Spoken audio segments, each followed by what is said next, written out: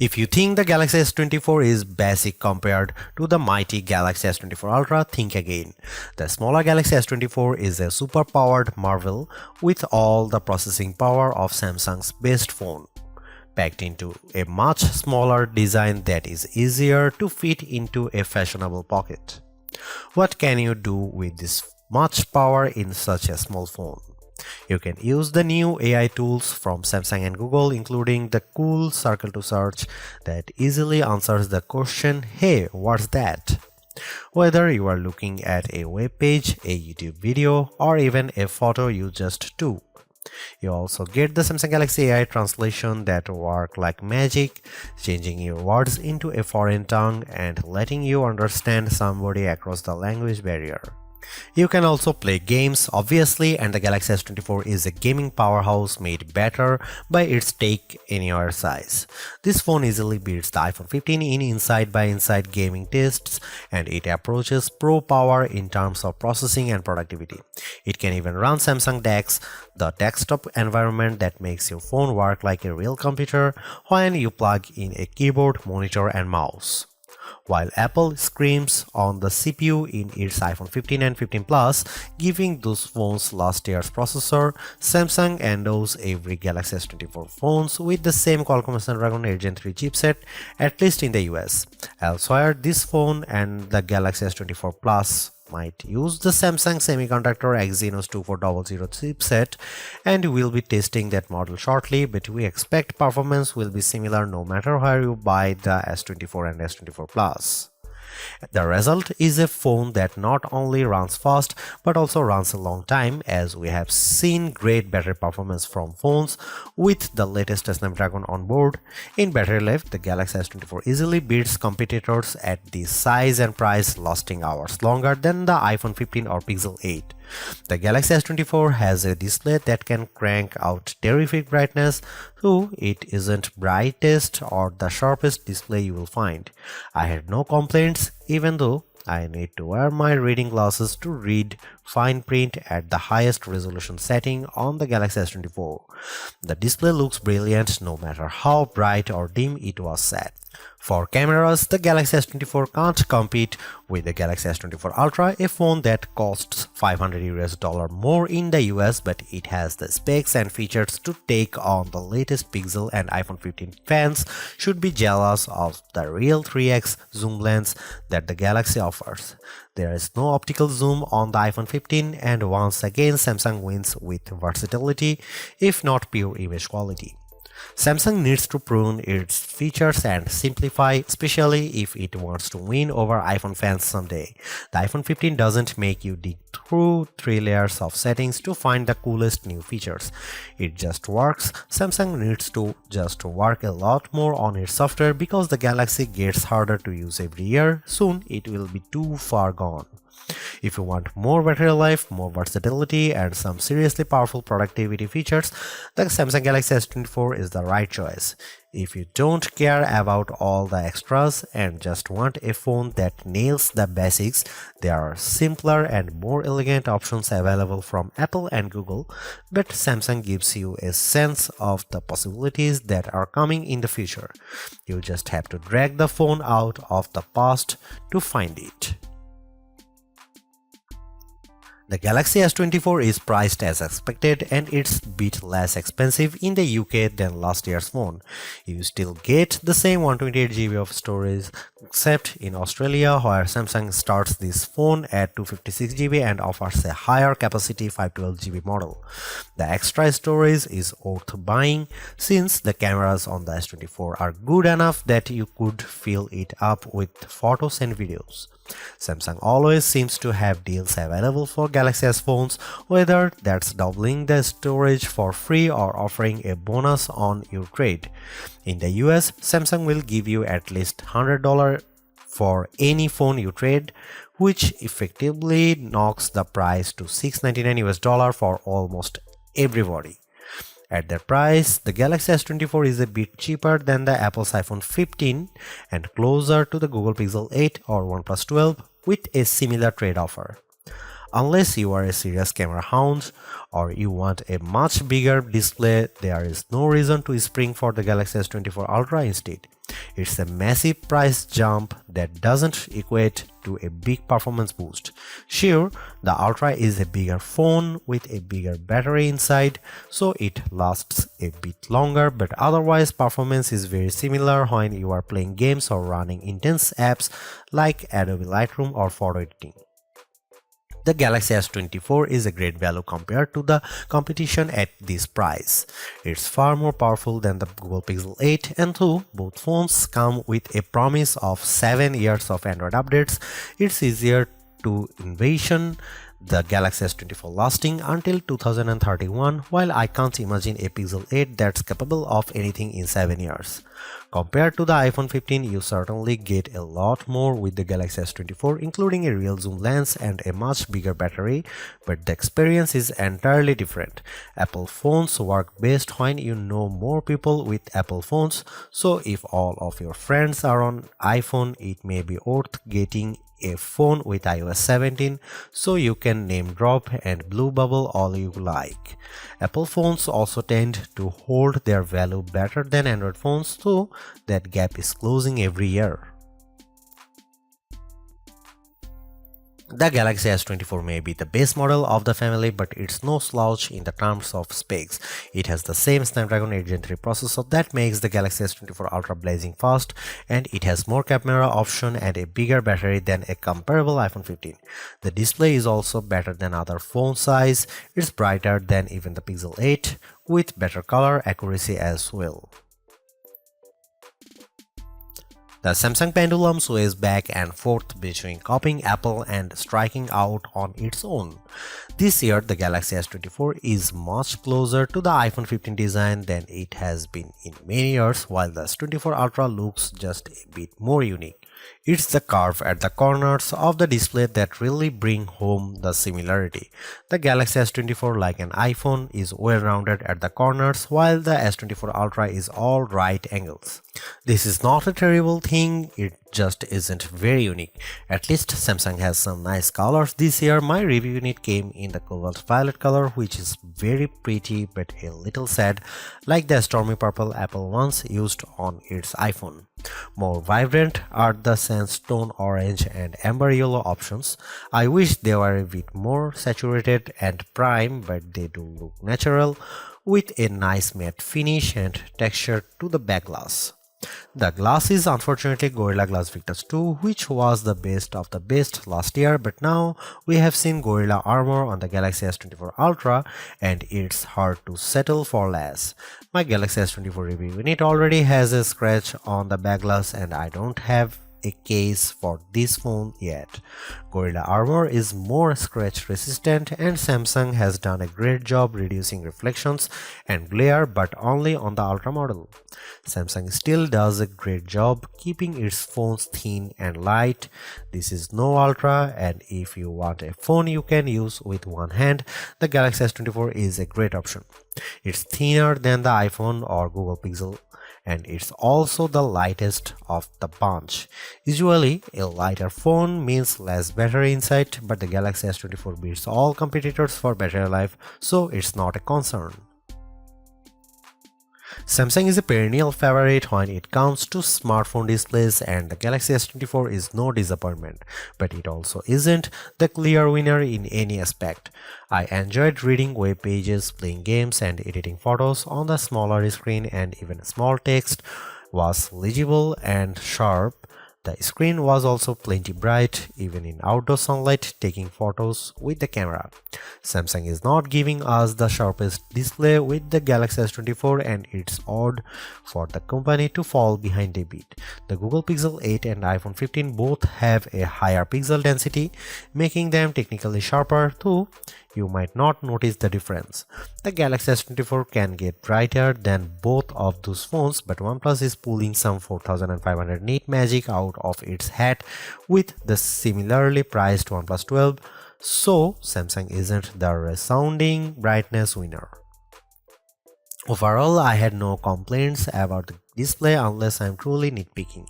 In our official lab tests, the Galaxy S24 had a wider color gamut than any competitor. Samsung is still sticky about Dolby Vision HDR support, which is what Netflix favors, but HDR10 Plus content look great and you can find that on every other major streamer.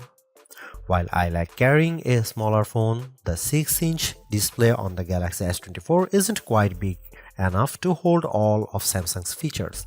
The H panel is turned on by default and it takes up so much room on the side of the phone that it was easy to swipe it open accidentally when I just wanted to use a back swipe gesture. The quick panel also became more complex and this makes it harder to read and use on the smaller Galaxy S24 display than it was on larger Samsung screens. Overall, more software simplicity would help show off that screen instead of bogging it down with icons and menu clutter. The good news about software on the Galaxy S24 is that it can do just about everything the Galaxy S24 Ultra can do, short of using the S Pen. The bad news is that it can do everything the Galaxy S24 Ultra can do and no less. Every bit of complexity often designed for the largest smartphone display possible is still present in the Galaxy S24. It's a mess. The Galaxy S24 is super powered, there is no doubt. There are big software features like Samsung DeX, which gives you a Chromebook-like interface when you plug your phone into an external monitor. There are also fine, granular controls over everything from battery and power management to Wi-Fi and networking to screen response and menus too. Well, everything.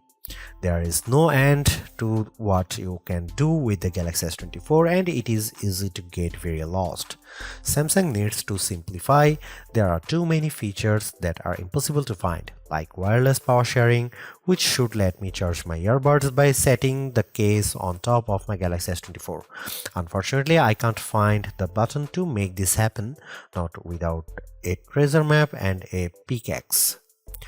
The software problems are starting to feel like laziness. In setting up my Galaxy S24, I was excited when my older Samsung phone found the new S24 quickly and offered to transfer all of my stuff. This process quickly failed without warning and I had to repeat it. After it failed the second time, I was asked on another screen to use Samsung Smart Switch, which somehow worked. Why not just start there? The first time I turned on the Galaxy S24, I needed to update a ton of apps in the Google Play Store and the updates failed, then disappeared. I opened the Galaxy App Store and found a slew of updates there as well, even though there was no notification. My Galaxy was suddenly downloading strange Samsung software including a blockchain manager. I don't use anything blockchain at all. Then there are all the apps. There are too many apps from Samsung, too many apps from Google, and somehow even Microsoft gets its own folder. On a Samsung phone running a Google operating system? Good job, Microsoft. I hope it got what it paid for. All of this just feels lazy or cynical or both. It doesn't feel like Samsung has my best interest at heart from the moment I started using the Galaxy S24. It feels like the software is pushing me to do more, to buy more and use more. I just want simplicity. I just want it to work. Sure, the Galaxy S24 Ultra is our top camera phone, but that doesn't mean the Galaxy S24 is a slouch. Most of the great work Samsung has done improving its image processing carries through here. Photos I shot with the Galaxy S24 look better, more natural than photos taken with either the Galaxy S23 or my iPhone 15. You also get a real zoom lens with the Galaxy S24 and it helps a great deal. Having a real 3x zoom brings you closer to the field on the stage even if the zoom lens is paired to a awfully small sensor that produces images with more noise and blur than I'd like. No matter, neither the Pixel 8 nor the iPhone 15 has optical zoom around back, and real zoom is always better than digital zoom, all things being equal. You might occasionally get better shots from the main camera on the iPhone 15 and the Google Pixel 8 does a better job with low light images, but the Samsung Galaxy S24 is much more versatile. I actually find Samsung's different camera modes like the food mode or the dual camera video recording mode to be fun and useful. My baked goods look detectable when I shoot them with the Galaxy, and the dual cameras video is great for reaction shots with my kiddo. Samsung also brings a bunch of AI tricks into the camera, both in the camera app and Samsung's image gallery. I wish there weren't two photo apps including Google Photos, but here we are. Unlike the Pixel, which gives you AI editing in Google Photos, Samsung keeps its Magic Editor software in the gallery. With Magic Editor, you can resize an object in your photo and move it around. You can erase the background entirely and replace it with something new. The phone will use AI to figure out what's happening in the foreground and match the new background appropriately. There is also a tool that adds more background to an image if you rotate it and end up with blank space. In practice, these are surprisingly useful. I like erasing spectators in the way when I am trying to see my kid on the field. The generative AI did a nice job without a heavy hand, and the results usually looked natural enough. I hope Samsung doesn't go too much further into creating fake imagery, but the Galaxy S24 will affix a watermark to images that have been edited using AI. Here you can see some camera samples.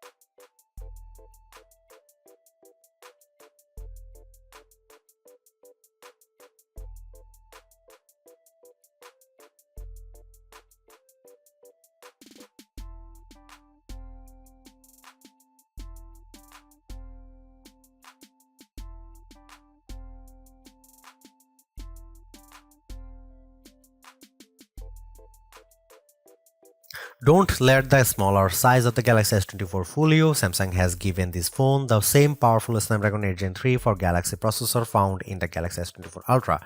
It's even overclocked a bit compared to the same processor in competitors' phones like the OnePlus 12, so it will outperform any other Android you will find and any iPhone 15 that isn't a Pro model. What can you do with that performance? You can play games like Call of Duty Mobile at the highest settings and still hit 60 FPS. You can run Adobe Lightroom and watch your photo edits happens in real time as you move the sliders. You can run Samsung DeX and open multiple windows on your monitor simultaneously. There's a ton of power packed into this phone. The only time I saw a real delay was when I used the new Google and Galaxy AI features. Holding down the home button to activate Google Circle to search took a few moments. In fact, I wasn't sure the feature was actually working at first because I wasn't patient enough waiting for it to start. Using Samsung's Galaxy AI features caused a similar delay. When I asked the keyboard to rewrite my text messages, there was a long pause. When I recorded a speech using the voice recorder, it could not transcribe on the fly like my Pixel 8 can, and there was a longer delay when I asked for a summary. It's too bad that Samsung has a performance leader that can beat a comparable iPhone, but the new AI features are the only thing that slows it down. It's unclear if this will get any faster with software updates, as the AI features are a mix of cloud services and on-device processing. There are bottlenecks with both. The Galaxy S24 Ultra technically outperformed the Galaxy S24, likely due to the extra RAM on board. The Galaxy S24 only ships with 8 GB of RAM installed, while the S24 Ultra comes with 12 GB. In practice, it was hard to see a differences unless I held the phones side by side, and then I noticed the Galaxy S24 Ultra finishing some tasks just a bit faster. The Galaxy S24 was still able to open multiple apps at once and handle gaming at the highest graphics levels, so I had no complaints about its performance. The Galaxy S24 has a battery that is only slightly larger than last year's Galaxy S23, but battery life has seen a significant improvement, giving me hours more active screen time and lasting a full day with little trouble. On a normal day of use, the Galaxy S24 lasted until bedtime with no trouble. On a day of heavy gaming and photography, I still lasted the evening with a quick top-up while I was making dinner. I wish the Galaxy S24 would charge faster, as things haven't improved since last year. I was able to get the battery to just over 50% in 30 minutes, just like with my iPhone 15. The Pixel 8 charges a bit faster, but cool phones like the OnePlus 12 can charge at extreme speeds and fill the battery completely in a half hour. There are plenty of adaptive modes to help you save battery life, but good luck finding them in Samsung's terrible settings menu. You can just trust that the phone will do a good job like I did, and occasionally turn on power saving from the quick settings panel, which will work nicely.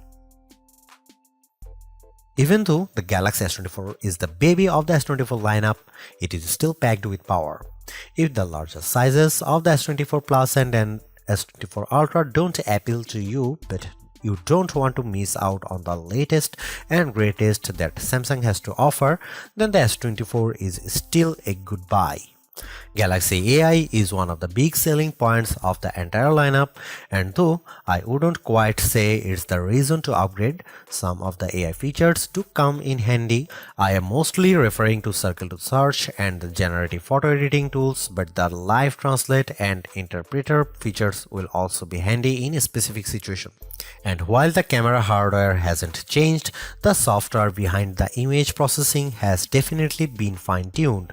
It's better now, in my opinion, with less burned into your retinas, vividness, and more realistic hues. There is also a lot to like about the new Snapdragon 8 Gen 3 for Galaxy chip, especially power efficiency. Even though the S24 only has a 4000 mAh cell, it has great battery life, all things considered. Plus, the performance with Android 14 and One UI 6.1 is fast, snappy, and responsive enough for pretty much anything you throw at it. If you are due for an upgrade this year, the Galaxy S24 is a good phone on your shopping list. It's not a must-have upgrade if you already have a Galaxy S23, but if you are upgrading from an older model, there is a lot to like here. Thanks for watching, see you in the next one.